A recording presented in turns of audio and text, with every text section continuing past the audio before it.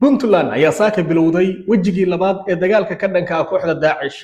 guluf dagaal oo aad u culus ayay ciidamada puntland saaka ku waabareysiiyeen goobaha weli gacanta daacish ku jira waxaan muuqaalkan ama warbixintan ku eegi doonaa muxuu dagaalka wejigiisa labaad ee saaka bilaabmay uga duwan yahay wejigii koobaad ee markaasi soo gabagaboobay saaka goobaha ciidamadu ay dagaalka ku ekeeyeen goobaha kooxda daacish laga qabsaday khasaaraha ciidamada soo gaaray daacish khasaaraha soo gaaray goobaha laga qabsaday iyo dagaalka saakay ayaanu warbixin idinkaga haynaa iyo xog walba oo dagaalka saakay oo khasaare dhimashiya dhaawac badan oo labada dhinacba ay ka dhasheen soo dhawaada muuqaalkan la garay channelkan subscribe saar kuna soo dhawaada sheekadeenna وهبين أي ثلاثة بحيسو أربعة سوقليسو أفرتا بشا لباد فبراير سنة كان لباتن يشن وحكو بلابا يا دقالكا ساكي وحا أي بنتلاني بلودي وجهي لباد دقالكا كدكا كوحدة داعش عيدا مدى الدفاع بنتلان أي ساكي إلا مانتي إلا مركاسي عاو وحا أي ودان هولقل حوغن دور جهاء وأي كو قاديان ديغانو كتيرسان توغا لوغو مغعابا جعيل oo markaasi ay ku dhuumaalaysanayaan kooxda daacish oo halkaas ay ciidamadu ku gadoomiyeen ama go'doon ay ku galiyeen cutubyo ka tirsan ciidamada Puntland oo saaki jihooyinkaasi kala duwan kaga dhaqaaqay deegaanada dhacatogaasi jacayl ee buuraha Calmiskaad ayaa la soo sheegayaa inay in ka badan 6 talis ay ka qabsadeen maleeshiyadka daacish oo warkaasi wali firxadkoodu ay ciidamadu halkaasi ku baxsanayaan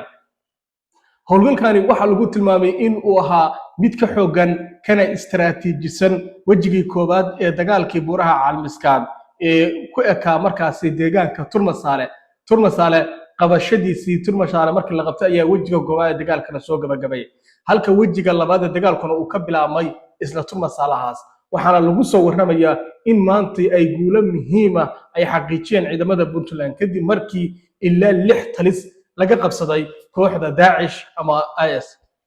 dhinaca kale ilaa 5 askari oo ka tirsan ciidamada Puntland ayaa ku dhaawacmay howlgalka maantay kuwaas oo qaarkood lala eegtay qarax miino balse dawladdu faahfaahin kama aysan bixin khasaaraha dagaalkaasi socda dhinaca kale waxa dhaawac fudud uu soo gaaray taliye ku-xigeenkii ciidanka daraawiishta ee Puntland oo markaasi lagu magacaabo taliye ilig waxa uu kamid ahaa saraakiisha hogaaminaysa howlgalkan taliye ku-xigeenka ciidanka daraawiishta ee Puntland waxa la sheegay asagana in markaasi qarax miino lala eegtay taliyahan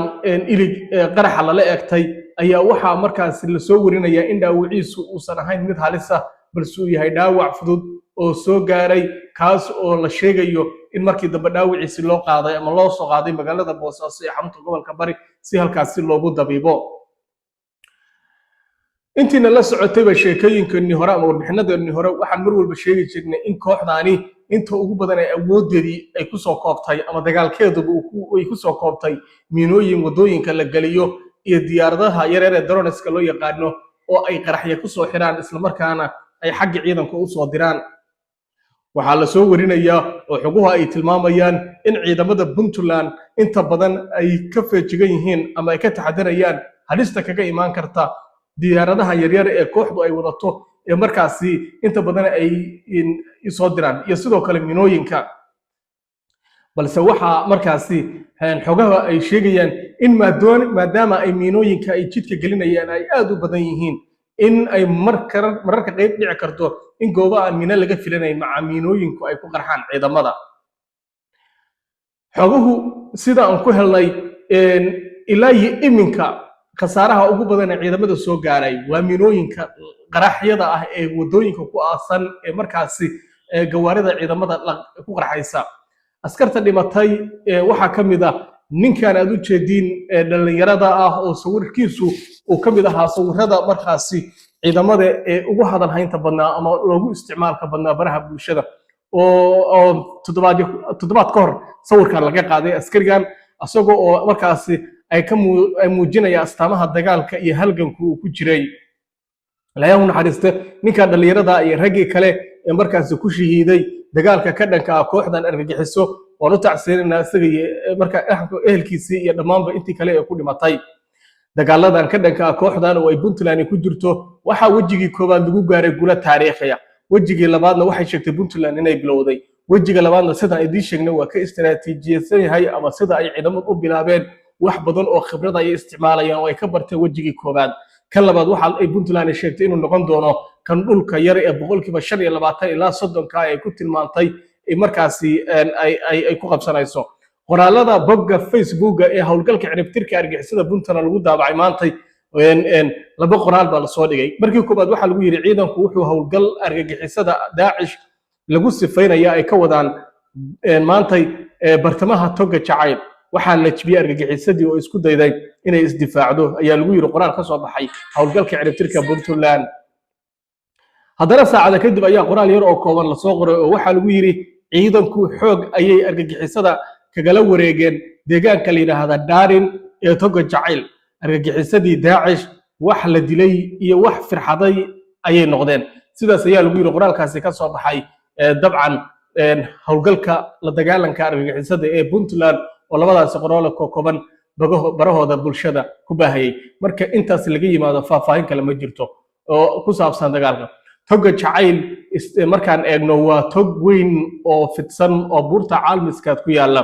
waxaa la sheegay togan in hareerihiisa iyo goobo badan ay ku sugan yihiin kooxdan Daesh togaas waxaa la soo warinayaa inuu iyagana miinooyin badan ay geliyeen inay dhifayso waaweyn ay gashadeen kooxdu isla markaasna ay ugu tala gashay inay ku dhoomalaysato ciidamada dhanka dhulka ah kuwa diyaaradaha wax duqeeya marka laga yimaado ayaa iyagu halkaas dagaalkooda ka wada togaasi say kooxda uga saaraan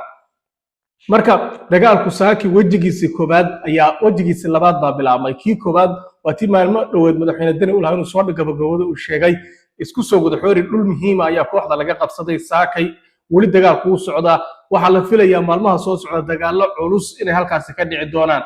xoguhu waxay sheegayaan dagaalka saakay kooxdu inay markaasi isku dayo fara badan ay samaysay oo isku badbaadin karto laakiin inta ugu badan ciidamadu ay mareen dhulka buuraha oo aad u daran dhul gawaaridu aysan geli karin dhul lugta loo baahan yahay hubka culus gacanta ciidamadu ay ku qaadanayaan dhul markaasi in lagu dagaalaa ay aad u adag tahay dhul kooxdu ay miinooyin badan ku aastay dhul ciidanku oo dhan isku xiran yihiin oo tilaabo walba oo la qaadayo laga shirayo oo laga shawrayo oo laga sheekeysanayo oo laga tashanayo oo aan qolo iska soconaysa aysan jirin marka waxay muuqanaysaa in sida ciidamadu u dagaalamayaan sida hawlgalka wajigiisa labaad ku bilaabmay ay tahay si markaasi muujinaysa sida ay Puntland kooxdan u doonaysa inay ku soo afjarto isla markaana ay cimrigooda intaas ugu soo gaabiyaan ama intaas ay ku ekeeyaan intiina la socota waxa la soo warinayaa in maalmihii ugu dambeysay duqeymihii dhacayay hogaamiyaal sarsare kooxda laga dilay qayb badan ay wadanka isaga carareen Puntland sidoo kale waxay sheegtay inay dhammaanba wadooyinka ay ku carari lahayd oo ay go'doomisay si ay sabab gudaha meesha buuraha dhexdooda ah loogu boqojiyo oo halkaas loogu qabtay halkaasna loogu soo afjaro marka macluumaad badan baa mar walba iska soo daba dhacaya halkan anaguna waxaan doonaynaa in wax walba oo ku saabsan guulaha ciidamada haddii wax khasaare ay jiraan dagaalku siduu ku socdo in anaguna idinkula soo gudbino goor walba channelkana subscribe saara like na saara